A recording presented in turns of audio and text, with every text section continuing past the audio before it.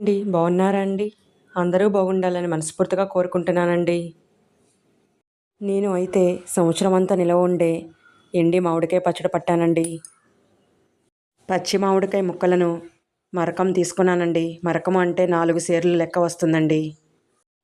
మరకం పచ్చి మామిడికాయ ముక్కలకు 400 గ్రాముల గల్లుప్పు, కొద్దిగా పసుపు వేసి 3 రోజులు ఊరబెట్టి ఎండలో ఎండబెట్టుకున్నానండి. ఎండబెట్టుకున్న మామిడికాయ ముక్కలకు పచ్చికారమును 400 గ్రాములు యాడ్ చేశానండి. ఈ ముక్కలకు తోలు తీసిన వెల్లుల్లిపాయ రెబ్బలను కూడా యాడ్ చేశానండి. 2 వెల్లుల్లిపాయలలోని రెబ్బలన్నీ తీసి మెత్తగా మిక్సీ పట్టి ఈ ముక్కలకు యాడ్ చేశానండి. కారము ఈ వెల్లుల్లిపాయ పేస్టు ముక్కలను ఒకసారి కలుపుకోవాలండి. తర్వాత ఆవపిండిని 75 గ్రాములు యాడ్ చేశానండి. గుజ్జు ఎక్కువ కావాలి అనుకుంటే ఇంకా ఎక్కువ యాడ్ చేసుకోవచ్చండి.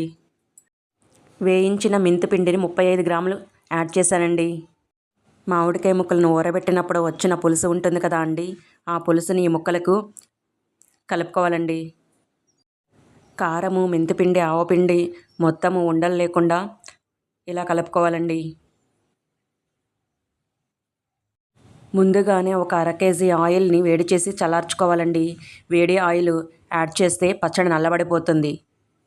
తాలింపు కోసం పచ్చిశనగ బద్దలు, ఆవాలు, వెల్లుల్లిపాయ రెబ్బలు, ఎండుమిర్చి వేసి తాలింపు పెట్టుకోవాలండి. ఆయిల్ని ముక్కలకు కలిసేలా మొత్తం ఒకసారి కలుపుకోవాలండి.